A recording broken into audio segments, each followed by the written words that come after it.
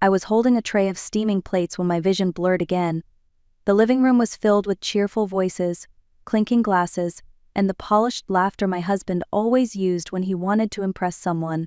But all I could feel was the ache in my chest, pulsing heavier with every breath. My mother had died 3 hours earlier. I had not even had a moment to sit with the reality of it.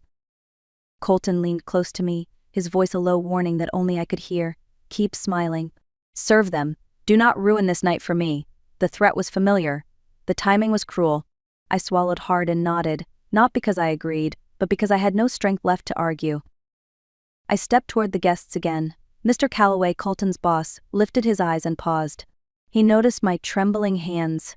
He noticed the small black dress I had thrown on, because it was the only way I knew how to honor my mother tonight. He noticed the tears I kept wiping away. "Why are you crying, Aubrey? And why are you dressed like that?" I whispered. "My mother passed away this afternoon." The room went completely silent. Even the air felt different, heavier. Then Mr. Calloway saw the locket resting against my collarbone, and his expression changed entirely. Shock, then recognition, then something like fury. He turned slowly to my husband and said, in a voice that carried through the entire room, "You just made the biggest mistake of your life." My name is Aubrey Langford, and before that night I had always considered myself an ordinary woman. I worked quietly as a seamstress in a small shop on the corner of Cedarbrook Road, stitching hems, repairing pockets, and creating dresses for people who still believed clothing could hold memories. I liked the rhythm of thread sliding through fabric. I liked the feeling of turning something torn into something whole again.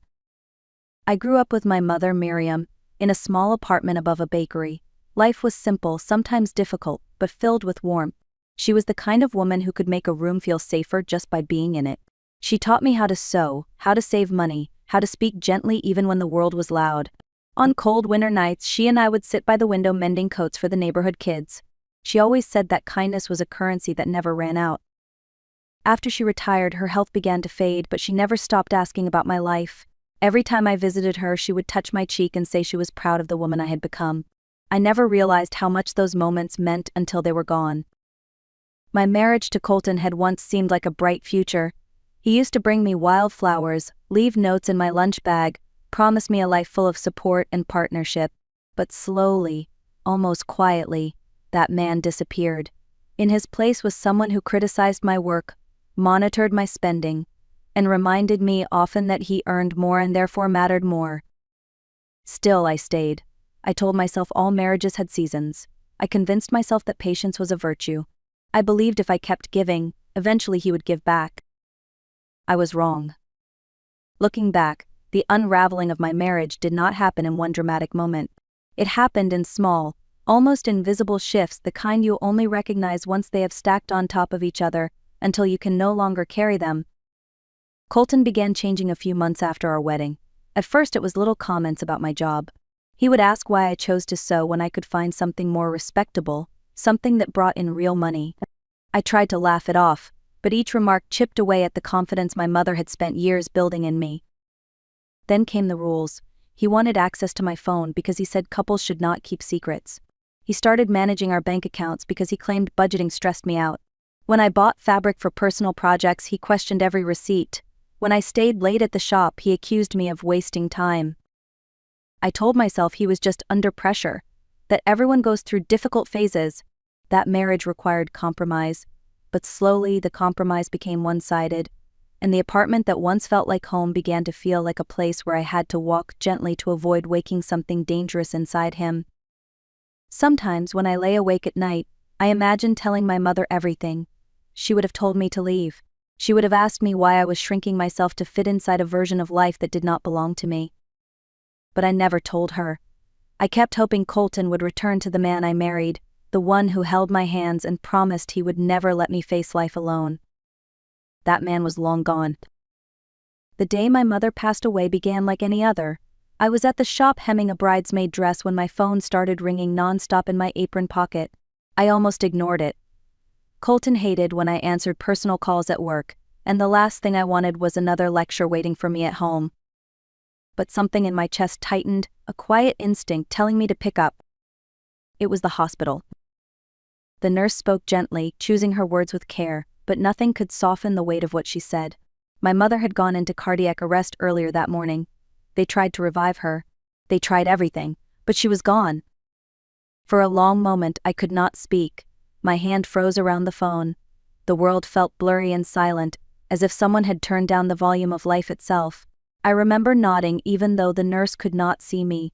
I remember thanking her because it was the only polite thing I could think to do.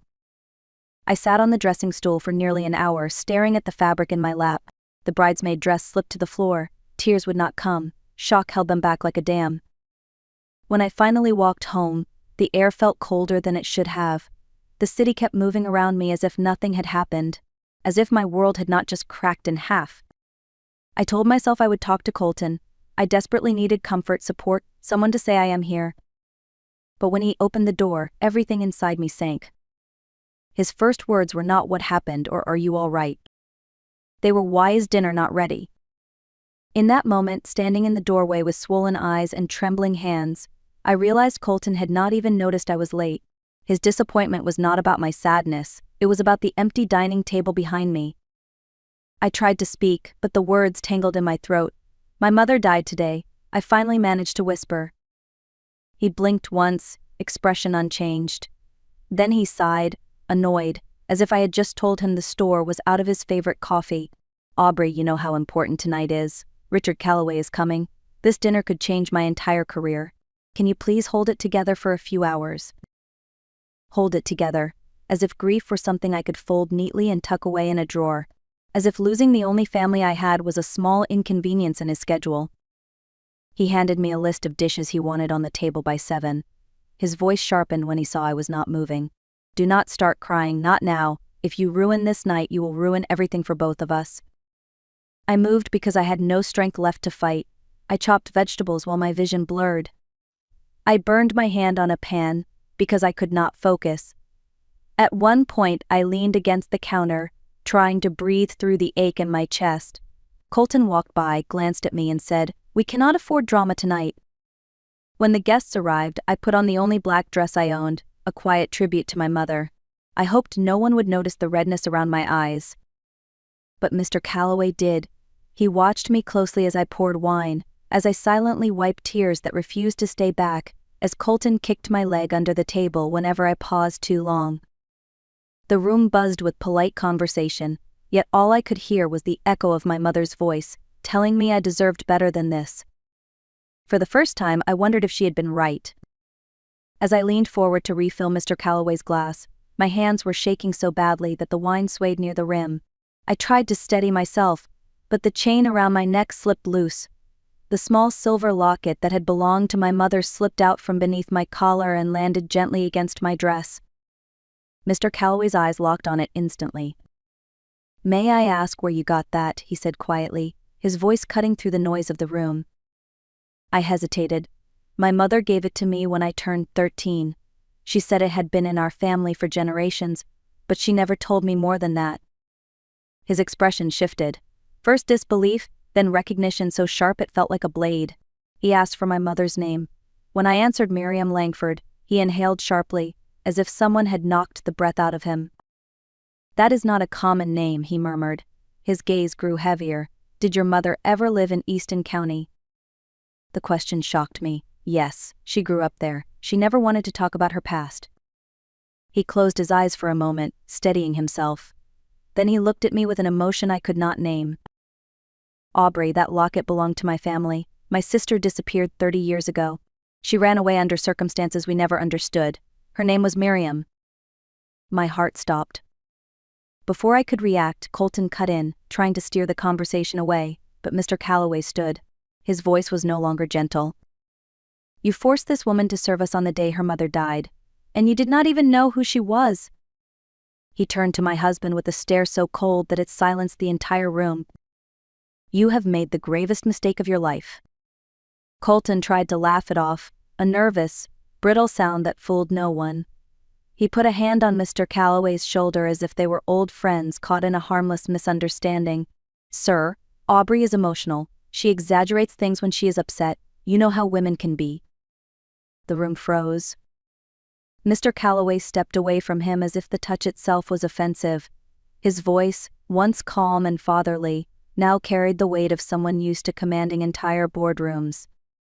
I will not tolerate disrespect toward my family, not tonight, not ever. Colton blinked, confused. Your family, what do you mean? I mean exactly what I said. Miriam was my sister, which makes Aubrey my blood. The color drained from my husband's face so completely that for the first time in years he looked small, vulnerable, suddenly aware that the world he had carefully constructed was slipping out from under him. Sir, please, Colton stammered. I can explain. I love my wife. Today was just bad timing. You know how important this job is to me. Richard straightened his jacket. That job is no longer yours. The words landed with the force of a hammer. Colton opened his mouth, but Richard raised a hand, ending the conversation. And one more thing. This is a company-owned property, part of the Calloway family trust, and as of this moment, the only recognized heir is Aubrey. My breath caught. Colton looked around the room, desperate for someone to take his side. No one moved. I finally met his eyes and said, with a steadiness I did not know I possessed, Colton, pack your things, you are leaving tonight. 2 days later, the church was filled with soft organ music and the scent of lilies, my mother's favorite flower. I stood near the front, holding the folded program with her picture on it, trying to steady my breathing. Grief is a strange companion. It sits heavy on your chest but somehow leaves you feeling hollow at the same time. People from the neighborhood came to pay their respects, old customers from the shop, former co-workers of my mother, even a few strangers who said she had once helped them in small but meaningful ways. Their stories brought warmth to a day that felt unbearably cold. Then the doors slammed open. Colton strode in with a man I recognized immediately as an attorney. Their shoes echoed sharply against the marble floor, slicing through the hushed stillness. Whispers rippled across the room. Even the pastor fell silent. Aubrey, we need to speak, Colton announced, his tone loud enough for everyone to hear. This burial cannot proceed. I felt my knees weaken. What are you talking about? The attorney stepped forward. According to this signed authorization from 3 years ago, your husband has temporary decision-making rights regarding your mother's estate and medical matters. Until this is resolved, she cannot be interred. Gasps filled the chapel. Someone muttered, "Is he serious?" Richard, seated in the front row, rose slowly. His expression was controlled, but his eyes burned with anger. "You do not belong here," he said to Colton. "Leave now before you make this day more painful than it already is." Colton puffed his chest. "I am acting within my legal rights." "No, you are acting out of greed," Richard replied, stepping closer. "And if you try to interrupt this funeral again, the police will escort you out." 2 ushers moved toward Colton. The attorney tugged his sleeve, whispering urgently. Finally, with a glare that promised further trouble, Colton turned and walked out. The doors closed behind him, but the damage lingered like a bruise. I lowered my head and whispered, "I am so sorry, Mom. I promise I will protect what is yours." The service continued, but nothing felt peaceful anymore. After the funeral, I returned to my mother's apartment to sort through her belongings. The rooms were quiet in a way that made my heartbeat sound too loud. I moved slowly, touching her favorite mug, her worn cardigan, the small sewing box she had carried since her teens. Every item felt like a final conversation I would never get to finish. Richard arrived later that afternoon. He stood in the doorway for a long moment before saying, "I want to help you settle everything. Not just because you are my niece, but because your mother deserved better than what happened." We sat at the kitchen table while he reviewed the documents the attorney had tried to use against me. He frowned as he turned the pages. "These papers are outdated. They were never meant for estate control. Colton twisted their purpose." I felt the familiar sting of betrayal, but Richard tapped the final page and added, "This is not the worst part." He pulled out a folded map, the official seal of the state printed across the top. "Aubrey, did you know your mother still owned a piece of land in Easton County?" I nodded faintly. She told me it was worthless, just a patch of dirt she never used. Richard slid the map toward me. "That patch of dirt sits directly in the path of a new federal highway expansion. The state will need that land. The estimated compensation is around $1.3 million. My breath caught. The number barely felt real. Richard continued, "Colton discovered this months ago. He requested copies of the land records through your joint address.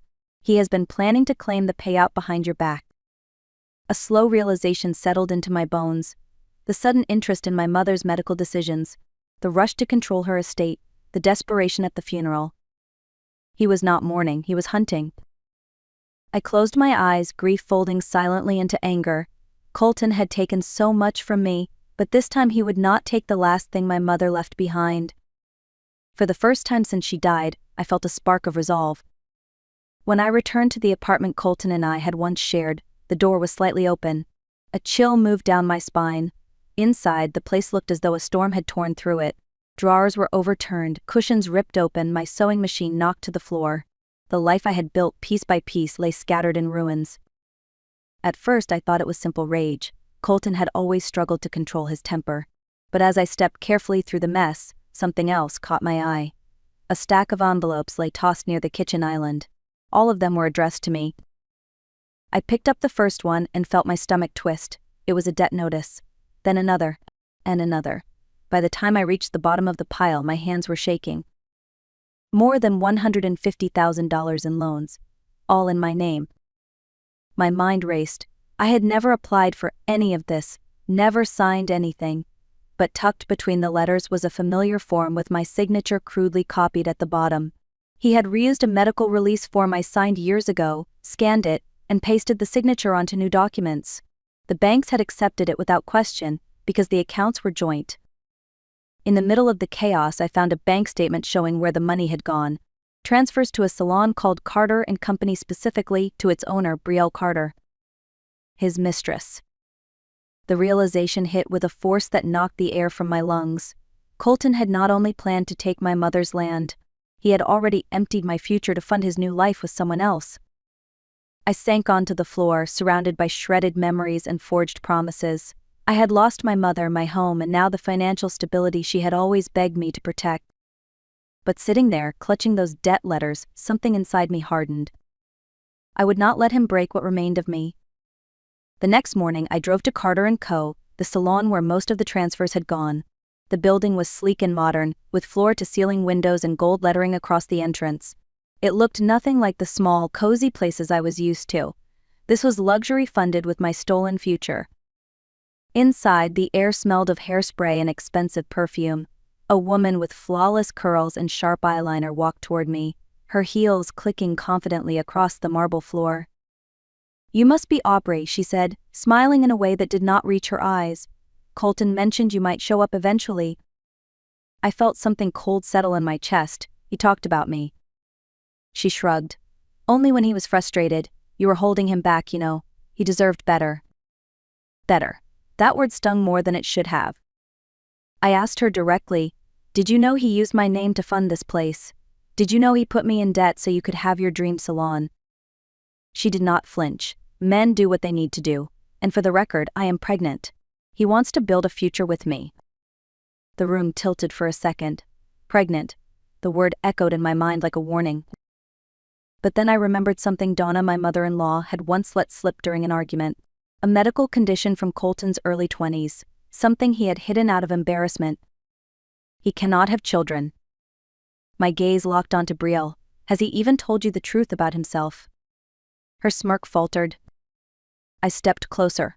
"Whatever fantasy he has sold you, it is built on my money, my signature, and my life. And it is already falling apart." For the first time, she looked uncertain, and it gave me a small, steadying breath. I walked out, leaving the scent of her expensive perfume behind me like a fading lie.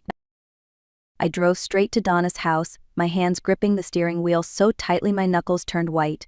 She opened the door with a startled look, as if she had not expected to see me standing there with swollen eyes and an expression that no longer carried fear.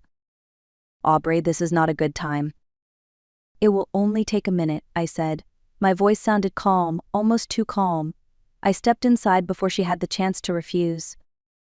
She began fidgeting with the edge of her sweater, avoiding my eyes.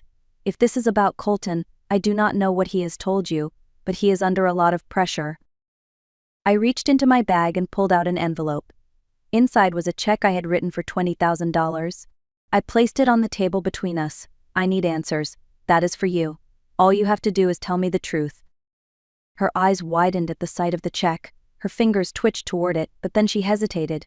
Guilt and greed waged a silent war across her face. I pressed gently. "You know what he did. You helped him. You knew about the documents, the loans, the land.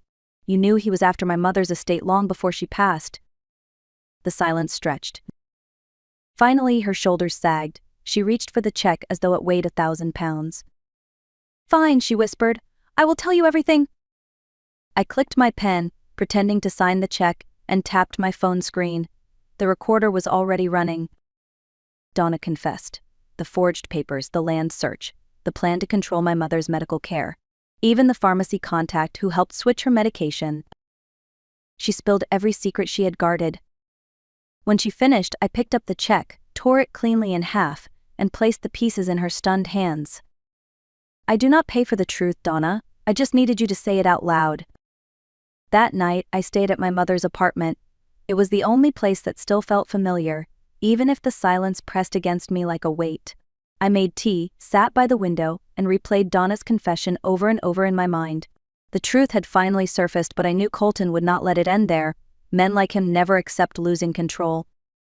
Around midnight, I posted a short message on social media, thanking friends for their condolences and letting them know I was safe. It was not something I normally did, but after everything that had happened, I needed people to know where I was. The post got a few quiet reactions, and then I turned off my phone and tried to sleep. I woke to the smell of smoke. At first, I thought it was part of a dream, but the heat creeping under the bedroom door told me otherwise. I jumped out of bed, my heart pounding. When I opened the door, thick smoke rolled in like a suffocating wave. Flames licked up the hallway walls, crackling angrily. And through the chaos, I heard a voice I knew too well. "Aubrey, come out." "Colton." I stumbled backward, coughing, my eyes burning as I tried to find a way out. The front door was already engulfed in flames. The windows in the living room glowed orange from the heat. He had trapped me. Through the shattered opening of the hallway, I saw him standing outside, holding an empty gas can. His smile was twisted, almost unrecognizable. "You ruined everything," he shouted, "so now I am taking it all back." The fire roared behind me, pushing me toward the bedroom window. Desperation took over. I grabbed a blanket, wrapped it around my hands, and smashed the glass. Cold night air rushed in, sharp against my smoke-filled lungs. People were screaming below. Someone yelled that the fire department was on the way. My earlier post had alerted friends nearby that something was wrong. They had come to check on me and arrived just in time. With no other choice, I climbed onto the narrow ledge and lowered myself toward the awning below. The fall was short but jarring, knocking the breath out of me. Strong arms pulled me away from the burning building. Behind us, the sirens grew louder. Colton tried to run, but neighbors tackled him before he could escape. His protests were wild, desperate, echoing through the street like the last cries of a man who had finally lost the power he worshipped. As the firefighters battled the flames, I watched the home of my childhood burn. But I was alive. And for the first time, I felt something stronger than fear. I felt the beginning of freedom. The weeks that followed felt like living inside a storm that refused to pass. After the fire, detectives questioned me for hours. They photographed the burns on my hands, the bruises on my arms from climbing out the window, and the shattered remains of my mother's belongings. Every detail became part of a case that grew larger and more serious by the day. Colton was charged with arson, attempted murder, identity fraud, and financial abuse. His attorney argued that he had suffered a mental breakdown, that stress and fear had clouded his judgment, but the evidence told a different story, one he could not twist or outrust. During the trial, the courtroom stayed packed. Reporters, neighbors, even strangers who had followed the news coverage filled the benches. The prosecutor laid out the timeline, the forged loans, the attempt to control my mother's medical decisions, the discovery of the $1 million land, and finally the fire. When I took the stand, my hands trembled, but my voice did not. I described the night of the dinner, the funeral, the debt letters, Brielle's confession, and the moment I woke to smoke filling the apartment. Each memory was a weight I had carried alone until then. Speaking them aloud felt like finally setting them down. Then the prosecutor played the recording. Donna's voice echoed through the courtroom, clear and unmistakable.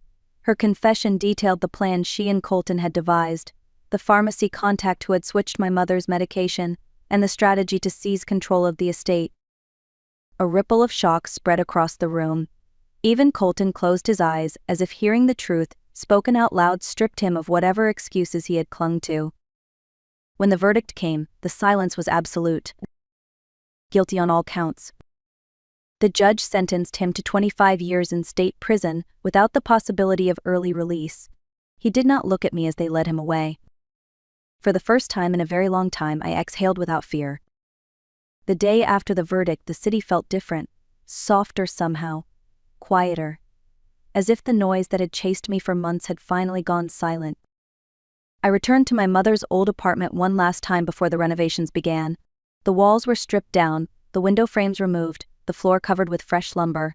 Nothing looked the way it had during the fire, and yet I could still feel the echo of the moment the flames had chased me across the room. But for the first time, the memory didn't crush me. Instead, I felt something unexpected. Possibility. The construction crew had left a blueprint on the counter, labeled Riley Atelier. Clean lines, open rooms, warm light. My mother would have loved it. She used to joke that beauty was born from ashes because ashes make the richest soil. Now I understood what she meant. 2 months later, the atelier opened its doors. Women lined the hallway, some holding old dresses that needed a second life, others coming simply because they had followed my story online and wanted to support a survivor who refused to be silenced. I wore the dress I made the night of the fire, the one stitched together from torn curtains and scraps. Reporters photographed it as if it were couture, but to me, it was something far more valuable. It was proof that the hands my mother taught to sew could remake more than fabric. They could remake a life. As the ribbon was cut, I saw movement near the entrance. Donna. Not the cruel, sharp-tongued woman I once knew. She stood smaller now, wrapped in a coat 2 sizes too big, clutching a bus ticket like it was a lifeline. She didn't approach. She didn't speak. She only nodded once, a gesture of apology or surrender I couldn't tell. And then she walked away. I didn't call after her. Some chapters aren't meant to be reopened. I stepped inside my atelier, letting the door shut gently behind me. Sunlight flooded the room, bouncing off the mirrors, warming the air. For the first time since all of this began, the future didn't scare me. It felt wide open. It felt mine. People often ask me now if I regret any of it, if I ever wish I had walked away sooner, or stayed quiet, or let the truth stay buried to avoid the chaos that followed, and I always give them the same answer. No. Because surviving something isn't the same as living through it. Surviving is what I did for years, shrinking myself, silencing my instincts, apologizing for things that were never my fault. Living began the moment I decided my mother's death would not be another secret swallowed by fear. Justice didn't fix everything. It didn't erase the nights I cried until dawn, or the debt notices piled at my door, or the cold silence in the apartment after the fire.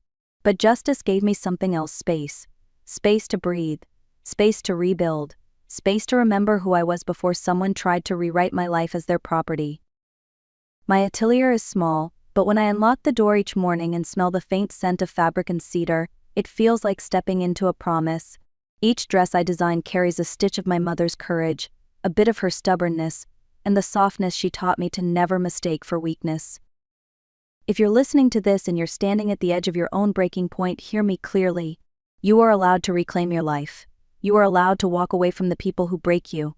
You are allowed to rise, even if you rise alone. Thank you for staying with me through this journey. If this story moved you, please take a moment to like the video, share it with someone who might need hope today, and leave a comment telling me where you're listening from. Your support helps me continue bringing real stories to light. Until the next one, take care of yourselves and don't forget your worth.